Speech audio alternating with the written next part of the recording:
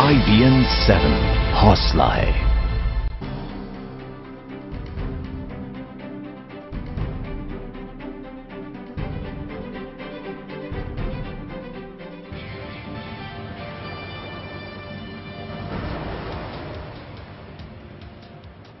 तो इस वक्त की अहम खबर पर लगातार हमारी नजर बनी हुई है। 162 लोगों से भरा एयर एशिया का विमान लापता हो गया है। यह विमान इंडोनेशिया के सुराबाया शहर से सिंगापुर की उड़ान पर था। एयर एशिया के मुताबिक उड़ान के दौरान विमान का संपर्क एटीसी से टूट गया। बताया जा रहा है कि संपर्क टूटने से पहले विमान ने अपना रास्ता बदला था। पिछले करीब 4 घंटे से विमान का कोई सुराग हाथ नहीं लग रहा है। जो अभी तक रिपोर्ट्स मिल रही है, इसके मुताबिक आखिरी बार जब कंट्रोल रूम में बात हुई थी तो किसी वैकल्पिक रास्ते को लेकर बात की गई थी। फिलहाल इंडोनेशियन एविएशन अथॉरिटी ने सर्च ऑपरेशन शुरू कर दिया है। इस विमान में 155 यात्री सहित 7 क्रू मेंबर्स सवार थे, जिसमें इंडोनेशिया के 149 यात्री और सिंगापुर और ब्रिटेन का एक नागरिक सवार थे। आपको बता दें कि इंडोनेशिया में इमरजेंसी कॉल सेंटर बनाया गया है, जिसका नंबर है 00622129850801।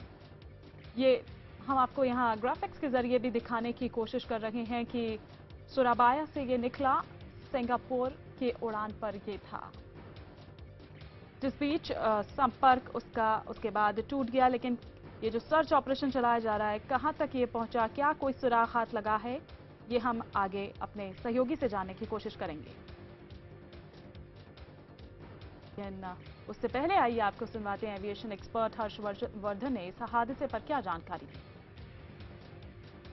देखिए, सबसे पहली बात तो ये कि एक बहुत ही दुर्भाग्यपूर्ण स्थिति है, क्योंकि जब भी जहाज इतनी देर तक मिसिंग होता है और उसका कोई कांटेक्ट नहीं होता है, तो वो कोई एक अच्छी संभावनाओं की तरफ इंडिकेट नहीं करता है। तो हमें ईश्वर से प्रार्थना करनी चाहिए कि सब सुरक्षित हों और सब ठीक हों।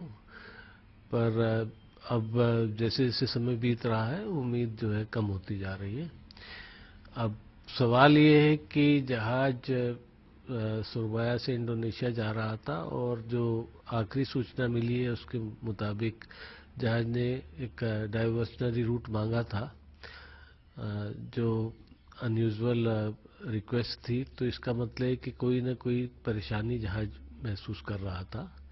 अब ये दो तरह की हो सकती है, या तो उसको कुछ उसकी इंटरनल वर्किंग में कुछ उसे प्रॉब्लम नज़र आ रही होगी, या दूसरा जो है कई दफ़े किसी तरह का दबाव, हाईजैकिंग वगैरह की तरफ भी आप इंडिकेट कर सकते हैं, क्योंकि जो एरिया है वो बहुत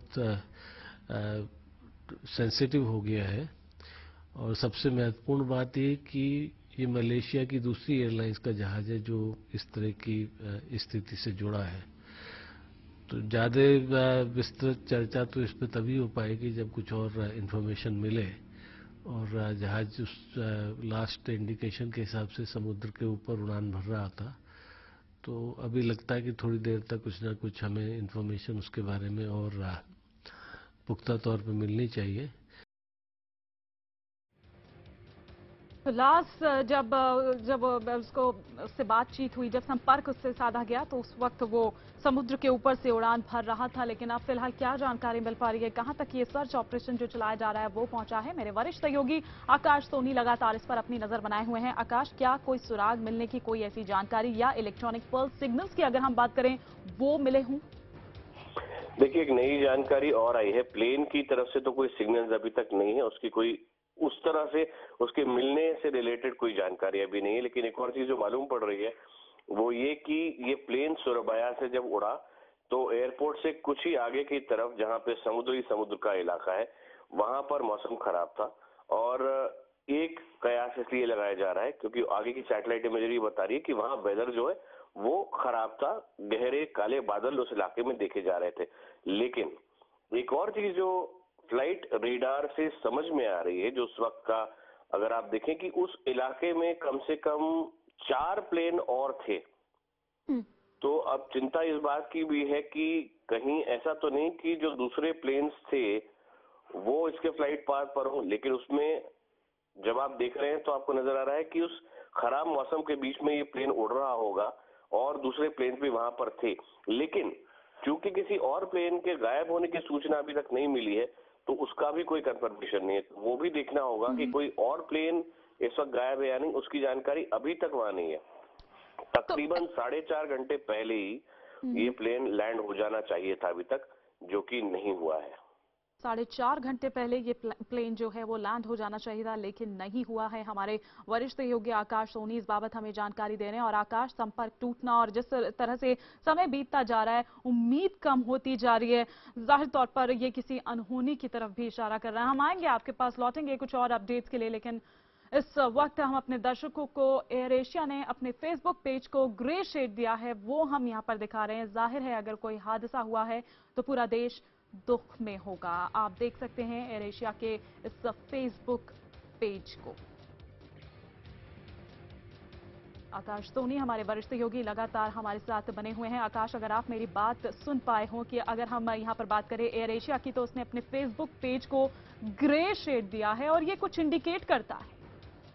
जी हाँ, जो लोगों के कलर्स हैं एयर एशिया के, वो रेड और व्हाइट हैं और ये उसका ट्रेडिशनल लोगो है। लेकिन अपने फेसबुक पर इसको ग्रे कर देना, क्योंकि ये ग्रे एरिया में है ये फ्लाइट, 161 या 62 लोग, जिसके अंदर 155 यात्री और बाकी क्रू, तो उनके बारे में अभी भी ये क्लियर नहीं है कि ये लोग कहाँ हैं, ये प्लेन कहाँ है।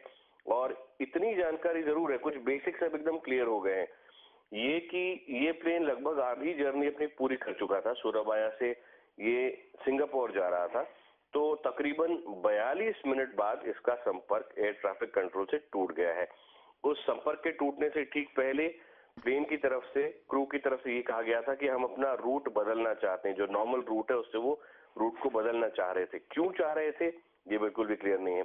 ट्रांसपोर्ट मिनिस्ट्री जो है इंडोनेशिया की, उसके ऑफिशियल है, अधिकारी हैं हादी मुस्तफा, उन्होंने जानकारी ये दी है कि उस समय पर आसपास सब समुद्र ही था जिस इलाके के आसपास ये प्लेन गायब हुआ है।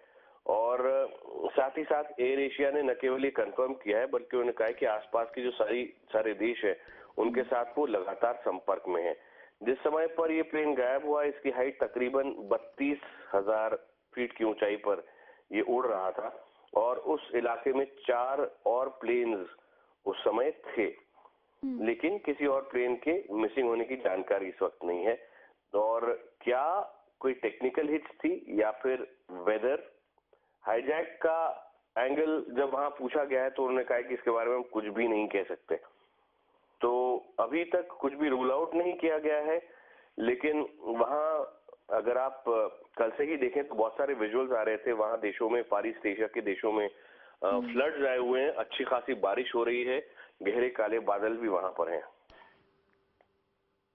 बिल्कुल आकाश, और हम उम्मीद कर सकते हैं, दुआ कर सकते हैं, लेकिन ये भी सच है, इससे इनकार नहीं किया जा सकता है कि जैसे जैसे समय बीतता जा रहा है उम्मीद कम होती जा रही है। आकाश, इसमें कुछ शक नहीं। और ये क्रिसमस और न्यू ईयर के बीच का समय है, कई लोग हॉलिडे के लिए जा रहे होंगे। ये बजट एयरलाइन है, इसलिए खास तौर पे युवाओं में और ऐसे बजट ट्रैवलर्स में बहुत लोकप्रिय है एयर एशिया। आसपास के 22 कंट्रीज में इसकी फ्लाइट जाती हैं और रोज कम से कम 100 फ्लाइट्स इसकी जाती हैं, तो काफी लोकप्रिय लो बजट एयरलाइन है एयर एशिया।